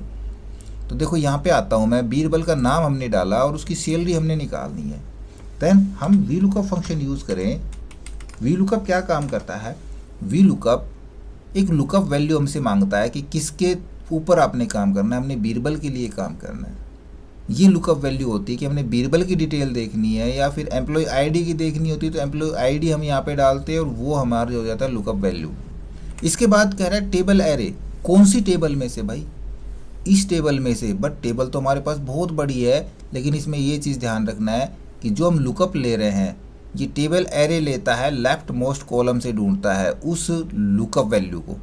तो ये जो है हमारे पास लुकअप वैल्यू, यहीं से हम टेबल एरे करेंगे। कहाँ पे लुकअप वैल्यू, ये रही, नेम है ना, तो इसको हम लेफ्ट मोस्ट कॉलम बना के चलेंगे और पूरा एरिया हम सेलेक्ट करा देंगे, ठीक है। ये लेफ्ट मोस्ट कॉलम होना चाहिए जो आपने यहाँ पे लुकअप वैल्यू ली है, वो आपका टेबल एरे बनेगा। उसके बाद कह रहा है आपका कॉलम इंडेक्स नंबर, जो आपका लेफ्ट मोस्ट कॉलम है वहाँ से वो कॉलम कितनी दूर है जिसको आप रिजल्ट में लेना चाह रहे हैं। हम सैलरी लेना चाह रहे हैं ना यहाँ पे, तो यहाँ से कितनी दूर है, यहाँ से वो है भाई 1 2 3 4 5 6 7 8 9 और 10वां कॉलम है वो, तो हम यहाँ पे डालेंगे कॉलम इंडेक्स नंबर में 10। फिर कह रहा है यहाँ पे रेंज लुकअप। रेंज लुकअप के अंदर दो ही चीज़ें होती है, ट्रू और फॉल्स। ट्रू का मतलब अप्रोक्सीमेट मैच, फॉल्स का मतलब एग्जैक्ट मैच, कि भाई यदि आपको यहाँ पे इस फॉर्मूले को यहाँ पे बीरबल नहीं मिलता है तो उसके समथिंग जो भी नाम है उसकी सैलरी दिखा दे, या फिर एग्जैक्ट बीरबल की ही सैलरी देखनी है, ठीक है ना, ये इनका मतलब होता है। तो एग्जैक्ट हमने बीरबल की ही सैलरी देखनी है तो हम फॉल्स यूज़ करेंगे, उसके लिए हम 0 यूज़ कर सकते हैं। 0 का मतलब फॉल्स और 1 का मतलब ट्रू, ठीक है। ब्रैकेट क्लोज करा के एंटर प्रेस करा लेंगे। देखो यहाँ पे बीरबल की आपको एक्चुअल सैलरी मिलेगी यहाँ पे जो इसने निकाल के दी है। ये तो था VLOOKUP का काम। यदि हमको बीरबल की एम्प्लॉय ID लेनी है, अब देखो बीरबल नाम इधर है, हमने सैलरी इधर निकाल ली, अब एम्प्लॉय ID इसके लेफ्ट में है, तो ध्यान रहे VLOOKUP function left most column पकड़ के राइट साइड की वैल्यू ही फैच करके देगा, चाहे आप ये राइट में जहाँ तक आपने टेबल एरे लिया वहाँ तक किसी भी कॉलम की वैल्यू निकाल सकते हैं, बट लेफ्ट में ये नहीं जाएगा। लेफ्ट में कैसे जाएंगे, उसके लिए फंक्शन आता है next function x lookup function, ठीक है। तो यहाँ पे हम एक्स लुकअप का यूज़ कर लें, बल्कि यहाँ पे करके देखते हैं एक्स लुकअप का। पहले बीरबल की सैलरी निकालते हैं एक्स लुकअप से, इक्वल एक्स लुकअप। अब देखिए आपकी जानकारी के लिए मैं बता दूं कि एक्स लुकअप फंक्शन ऑफिस 2021 और उससे अबाव वर्जन में आपको मिलेगा। यदि आपके पास इससे लोअर वर्जन है तब हम कैसे यूज़ करेंगे उसके लिए भी मैं आपको बताऊंगा। पहले एक्स लुकअप को समझ लेते हैं। कंप्लीट डिफाइन नहीं कर रहा हूँ मैं एक्स लुकअप को, इसके लिए आप हमारे चैनल पे जाके मैंने एक्स लुकअप को फुल्ली एक्सप्लेन किया, आप वो वीडियो देखें। एक्स लुकअप में हम क्या कर रहे हैं भाई, यहाँ भी देखो लुकअप वैल्यू मांगता है। लुकअप वैल्यू तो यही हो गई हमारे पास वी लुकअप की तरह। अब इसमें टेबल एरे नहीं पूछता, इसमें लुकअप एरे पूछता है। इसके लिए लुकअप एरे कौन सा देना चाह रहे हैं, इसके लिए लुकअप एरे हमारे पास इधर है, देखो इस प्रकार से दे देंगे लुकअप एरे इसको, ठीक है ना। पूरा टेबल एरे नहीं देना है। उसके बाद कह रहा है ये रिजल्ट एरे, रिटर्न एरे हमको इसके बदले क्या चाहिए, यहाँ से इसके बदले हमको सैलरी चाहिए, देन ये हमारा रिटर्न एरे हो गया। बस बाकी के पैरामीटर इफ़ नॉट फाउंड या मैच मोड या सर्च मोड, यदि नहीं मिलता है तो हम यहाँ पे इफ एरर का फंक्शन यूज़ करा सकते हैं। अब मैं इफ एरर का समझाऊंगा, इसलिए मैं इसको यहीं ब्रैकेट क्लोज करा के एंटर प्रेस करा देता हूँ। देखो दोनों का रिजल्ट सेम आ रहा है। अब यदि हमारे पास ये स्पेलिंग मिस्टेक हो जाती है, बीरबाल मैं यहाँ पे करा देता हूँ, तो स्पेलिंग गलत हो गई, मतलब ये लुकअप इसको यहाँ पे नहीं मिल रहा। यदि कोई नाम इसको यहाँ पे नहीं मिलता है तो क्या करता ये, हम अप्रोक्सीमेट मैच ले लेते तो किसी का तो दिखाता, बट हमने एग्जैक्ट मैच देखना है तो एग्जैक्ट नहीं मिल रहा तो एन एरर दे देता है, और ये एन एरर हमको नहीं चाहिए। तब जो हमने पहले फंक्शन छोटा था इफ़ एरर, मैं वो फंक्शन आपको करवा देता हूँ। इफ़ एरर यहाँ पे हम डालेंगे और इधर लास्ट में आएंगे, वो हमारा ब्लैंक आ जाए, ब्रैकेट क्लोज करा के एंटर प्रेस करा देंगे। देखो आपकी जो भी एरर होगी एरर शो नहीं करेगी। जैसे कोई नाम इसको सही मिलता है तो उसकी वैल्यू ये दिखा देगा। मैं यहाँ पे देखना चाहूँगा नीरज, देखो अब नीरज का यहाँ पे सही चल रहा है, या फिर बीरबल BIRBAL, देखो यहाँ पे स्पेलिंग जैसे मिस्टेक होगी नहीं दिखाएगा। हम जैसे स्पेलिंग को ठीक करा देंगे, यहाँ से मैं इस ए को हटा देता हूँ तो इसका रिजल्ट दिखा देगा। तो ये होता है इफ एरर का काम। अब इफ एरर वी लुकअप में हमको ज़रूरत पड़ेगी, यहाँ पे ज़रूरत नहीं पड़ती। यहाँ मैं कराता हूँ बीरबल, देखो एन एरर तो यहाँ भी आएगी, बट यहाँ पे हम इसका एक पैरामीटर और यूज़ कर सकते हैं इफ़ नॉट फाउंड का। देन यहाँ पे ब्लैंक करा देंगे, ब्रैकेट क्लोज और एंटर प्रेस करा देंगे। यदि इसको नहीं मिलता है तो ये ब्लैंक आ जाए। एक्स लुकअप का ये एक एडवांटेज थी, इसमें हमको इफ़ एरर की ज़रूरत नहीं पड़ती, इसमें इनबिल्ट होता है। ये क्लियर हो गया। तो इस स्पेलिंग को मैं सही करा लेता हूँ, ये रिजल्ट चला देगा। अब उनकी बारी आती है जिनके पास एक्स लुकअप नहीं है, तो हम क्या यूज़ करें। पहले उससे पहले इंडेक्स और मैच को समझ लेते हैं। देखो इंडेक्स मैच एक प्रकार से मिनी लुकअप होते हैं। हमको ये देखना है इंडेक्स नंबर कि भाई इस टेबल में से हम यहाँ से गिनना शुरू करें 1 2 3 4 5वें इंडेक्स पे किसका नाम है, तो हम क्या करेंगे, इंडेक्स फंक्शन यूज़ कराएंगे। मैं यहाँ पे कराऊँ इंडेक्स, देखो बारीकी से समझना, इसका मैं बहुत ज़्यादा एडवांस यूज़ बताने वाला हूँ। इंडेक्स एरे हम पूरी टेबल नहीं दे रहे, सिर्फ एक का दे रहे हैं, है ना। पूरी टेबल में तो क्या होगा, वो हम कॉलम और रो एक साथ मैच करा लें कि भाई इधर मैं एक बार पूरी टेबल देता हूँ यहाँ से और यहाँ तक, ठीक है। पूरा एरे मैंने दिया। इसमें देखो पहले पूछ रहा है रो नंबर, मैं रो नंबर देखना चाहूँ इसके अंदर 6, कॉलम नंबर 6, मैंने ये दो चीज़ें दे दी। तो क्या करेगा ये रो नंबर 6 में जाएगा, कहाँ से, जहाँ से मैंने टेबल लिया है, यहाँ से 1 2 3 4 5 6 यहाँ पे गया। फिर रो कॉलम नंबर 6 1 2 3 4 5 6, ये वाली चीज़ निकाल के हमको दे देगा। देखो एंटर प्रेस कराता हूँ, देखो ये वाली चीज़ निकाल के दे दी। यानी कि इंडेक्स नंबर कौन सा, रो नंबर 6 और कॉलम नंबर 6 पे क्या वैल्यू डली हुई है, ये इंडेक्स ने हमको निकाल के दे दी। यदि सिर्फ रो की चेक करानी है, देन हम यहाँ पे रो नंबर इस प्रकार से एरे नहीं देंगे, फिर हम एरे देंगे इसको सिर्फ एक ही चीज़ का। मान लीजिए मैं यहाँ से यहाँ तक डालता हूँ और कोमा डाल के सिर्फ रो नंबर दे देता हूँ 6, ब्रैकेट क्लोज और एंटर प्रेस करा लेंगे। देखो वहाँ पे क्या है, 6 पे राकेश कुमार है, ये फट से वैल्यू निकाल के दे देता है। यदि मैं एरे में ये दे देता, 6 नंबर पे क्या था, तो क्या था 6 नंबर पे ये इसकी सैलरी डली हुई है। अब क्या समझे इंडेक्स से, इंडेक्स हमको किसी भी रेफरेंस के ऊपर क्या वैल्यू एग्जिस्ट कर रही है वो वैल्यू हमको निकाल के दे देता है, जबकि मैच इससे विपरीत काम करता है। मैच क्या काम करेगा, मैच किसी भी लुकअप वैल्यू को, अभी हमने ये लुकअप वैल्यू देखनी है कि ये जो नाम है या ये नंबर है ये कितने नंबर पे एग्जिस्ट करता है, इसकी पहलेश वैल्यू क्या है। देन हमने यहाँ पे दिया लुकअप वैल्यू, लुकअप एरे के अंदर हमने ये डाल दिया, इस एरे में ये राकेश कुमार कितने नंबर पे एग्जिस्ट करता है, एग्जैक्ट मैच कराना है, वही 0 या 1 एग्जैक्ट मैच कराना, एंटर प्रेस करा देंगे। देखो 6 नंबर पे यहाँ पे एग्जिस्ट करता है राकेश कुमार या रमेश कुमार। तो दोनों का अंतर समझे आप, ये तो उस रेफरेंस नंबर की वैल्यू देगा और ये उस वैल्यू का रेफरेंस नंबर हमको बता देगा। अब देखो यहाँ पे मैं दे दूँ रेफरेंस नंबर, यहाँ पे इसको 2 नंबर या 3 नंबर डाल देता हूँ, एंटर प्रेस करा दूंगा तो 3 नंबर पे क्या है, बीरबल है। अब इसने क्या बताया, इसने बीरबल का बताया 3 नंबर पे बीरबल है। थोड़ा थोड़ा समझना, मेरे को बीरबल की सैलरी चाहिए, इधर आता हूँ, इधर मैं एम्प्लॉय आईडी नहीं, इधर मैं सैलरी निकालता हूँ, ठीक है। इसको मैं करा देता हूँ सैलरी, यहाँ पे मैं कराऊँ इंडेक्स एरे, हमको सैलरी चाहिए, ठीक है, कोमा यूज़ करा देंगे। किसकी सैलरी निकालनी है, हमने बीरबल की सैलरी निकालनी है। बीरबल कितने नंबर पे एग्जिस्ट कर रहा है, 3 नंबर पे एग्जिस्ट कर रहा है, ब्रैकेट क्लोज करा के और एंटर प्रेस करा देंगे, बीरबल की सैलरी आ गई। जो यहाँ पे सभी जगह थी यहाँ भी आ गई। बट वो जब आया, जब ये नाम लिखे, कुछ समझ में आया, हमने यहाँ पे 3 नंबर मैनुअल दिया है। यदि 3 नंबर मैनुअल ना डाल करके यहाँ पे हम ये मैच का फंक्शन लगा दें, मैच का फंक्शन क्या रिटर्न कर रहा है, हमको 3 नंबर ही रिटर्न करना है। जो भी नाम लिखेंगे उसका रेफरेंस नंबर बता देगा।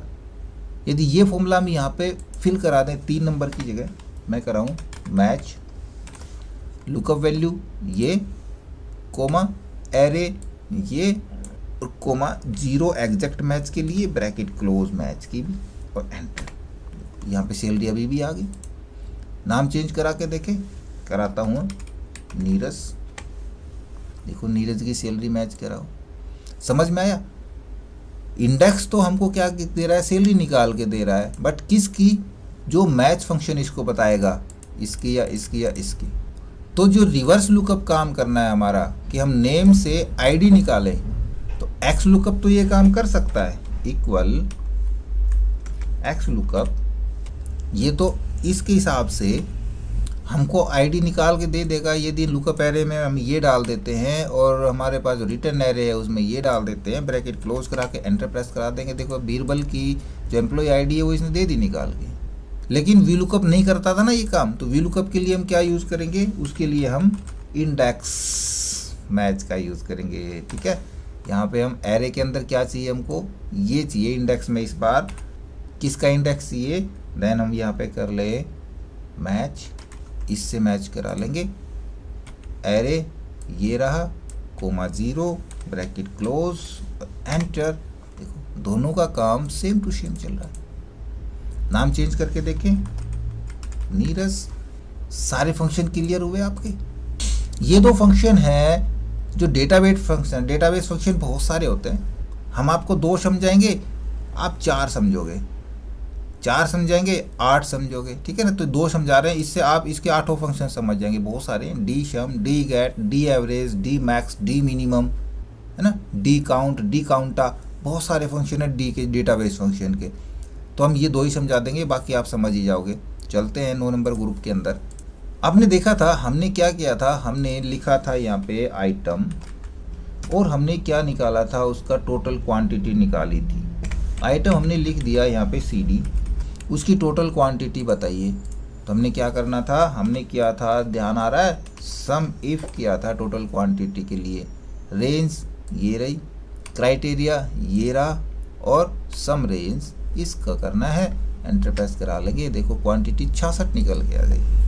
अब ये काम हम छोटे तरीके से भी कर सकते हैं। हम इधर आते हैं, हम यूज़ करते हैं डी सम का ब्रैकेट स्टार्ट। ये डेटाबेस फंक्शन है, ये डेटाबेस मांगता है, ये कोई क्राइटेरिया या रेंज नहीं मांगता डेटाबेस। हम इसको पूरा दे देते हैं, ठीक है, पूरा डेटाबेस हमने इसको दे देना है। अब कह रहा है फील्ड, कौन सी फील्ड चाहिए हमको भाई, यहाँ से ये फील्ड चाहिए, ठीक है, क्लिक करा लिया फील्ड का, कोमा यूज़ करेंगे, क्राइटेरिया, ये वाला क्राइटेरिया हो गया हमारे पास। बस ब्रैकेट क्लोज करानी है, एंटर प्रेस कराना है आपने, रिजल्ट आप देख सकते हो।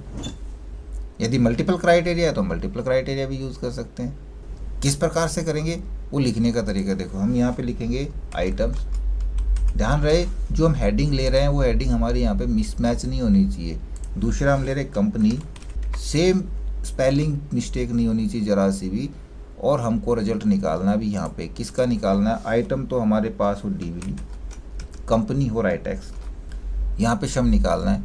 कैसे करेंगे हम, इक्वल डी सम, डेटाबेस वही पूरा ले लेना है, कोमा यूज़ करेंगे, फील्ड कौन सी चाहिए आप यहाँ भी क्लिक करा सकते हैं, या फिर 1 2 3 4 नंबर भी डाल सकते हैं, क्योंकि पूरे डेटाबेस में फील्ड नंबर 4 ही है। हमको जो चाहिए फील्ड ले ली हमने। क्राइटेरिया में हमको अभी इस प्रकार से सिलेक्ट कराना पड़ेगा, 2 क्राइटेरिया तो 2, 3 है तो 3, 4 है तो 4, इसी प्रकार से देने पड़ेंगे। ब्रैकेट क्लोज करा के एंटर प्रेस करा लेंगे। 29 टोटल क्वांटिटी है डीवीडी की जो राइटेक्स की है। अब ये तरीका मैंने बताया आपको डी सम का, इसी प्रकार से आप D count, D counta, D max, D minimum या डी एवरेज सारे यूज़ करा के देख सकते हैं। सेम तरीका होगा, डेटाबेस, फील्ड और क्राइटेरिया हमने देना है। अब इधर आ जाते हैं, हमने यूज़ किया था वी लुकअप का भी थोड़ी देर पहले, है ना। यदि वी लुकअप आपको बड़ा लगता है, फॉर्मूला ज़्यादा बड़ा दिखता है, हम छोटा फॉर्मूला यूज़ करना चाह रहे हैं, तो मैं यहाँ पे एम्प्लॉय नेम यहाँ पे यूज़ करता हूँ। एक काम कराता हूँ, मैं यहाँ से कॉपी करा लेता हूँ एम्प्लॉय नेम को, कॉपी, क्योंकि स्पेलिंग मिस्टेक नहीं होएगी। और हमको यहाँ पे चाहिए सैलरी, हम यहाँ से इसको कॉपी करा लेते हैं, इधर पेस्ट करा लेते हैं, ठीक है। दोनों चीज़ें हमारे पास यहाँ पे पिट 4 आ गई। इधर हमको चाहिए रिजल्ट, तो उसके लिए हम फंक्शन यूज़ करेंगे database function, D get function, bracket start करा लेंगे। डेटाबेस उसी प्रकार से हमने कोई लेफ्ट मोस्ट कॉलम की ज़रूरत नहीं है, पूरा डेटाबेस दे देना है। कोमा यूज़ कराएंगे, फील्ड कौन सी चाहिए हम यहाँ पे क्लिक करा लें या यहाँ पे क्लिक करा लें, क्योंकि स्पेलिंग दोनों जगह सेम है। ये उस डेटाबेस में अपने आप इस फील्ड को ढूंढ लेगा। क्राइटेरिया हमको ये चाहिए, that's all, bracket close, enter press करा देंगे। देखो इसके हमारे पास सैलरी आ चुकी है। या फिर यहाँ पे फिर से देखना चाहूँ मैं, BIRBAL, देखिए बीरबल की वही सैलरी यहाँ पे दिखा रहा है। ये भी हमारा उल्टा सीधा दोनों तरफ काम करेगा। जो फील्ड हम यहाँ पे देंगे, यदि हम यहाँ पे सैलरी ले रहे हैं तो सैलरी देगा। यदि इसके अंदर मैं यहाँ पे इस फील्ड की बजाय मेरे को यहाँ पे ये फील्ड चाहिए, देन यहाँ पे ये फील्ड निकाल के दे देगा। ये भी पूरा उल्टा सीधा चलेगा। इसमें भी यदि हमको मल्टीपल क्राइटेरिया चाहिए तो मल्टीपल क्राइटेरिया यूज़ करा लेंगे और सेम फंक्शन यूज़ करा लेंगे। तो हमें कमेंट्स में लिख के बताएं कि आपको वी लुकअप, एक्स लुकअप ज़्यादा अच्छे लगे या फिर डी गेट ज़्यादा अच्छा लगा। आपको सम इफ काउंट इफ ज़्यादा अच्छे लगे या फिर डी सम और डी काउंट अच्छा लगा। कमेंट जरूर कीजिएगा। ओके, हमारे पास अब बचता है फाइनेंशियल फंक्शन। एक ही फंक्शन काफ़ी है जो हमारी ज़रूरत पूरी करता है। एग्जाम्पल के लिए यहाँ पे हमने एक EMI कैलकुलेटर बनाया है। ये एक्स शोरूम प्राइस दिया हुआ है मैंने गाड़ी का, या फिर आप किसी भी प्रकार का लोन हो सकता है, होम लोन हो सकता है, आपने कहीं से बैंक से वैसे आपने पर्सनल लोन लिया है या गाड़ी के लिए लोन लिया है। तो मैंने यहाँ पे गाड़ी के लिए लोन लिखा रखा है। यहाँ पे शोरूम प्राइस दिया है, RTO चार्ज दे दिया, इंश्योरेंस दे दिया। टोटल जो ऑन रोड प्राइस है ये हमारा कंप्लीट है, 9,87,650 रुपये है। और ये एकदम फिट होता है, चेक करके देख लेना आप, कहीं भी लोन कैलकुलेट कराना ना तो इस प्रकार से आप कर सकते हैं। अब इसके लिए डाउन पेमेंट 99,000 मैंने डाउन पेमेंट रखी है, तो जो एक्चुअल लोन अमाउंट होगी वो हमारी ये वाली आ गई।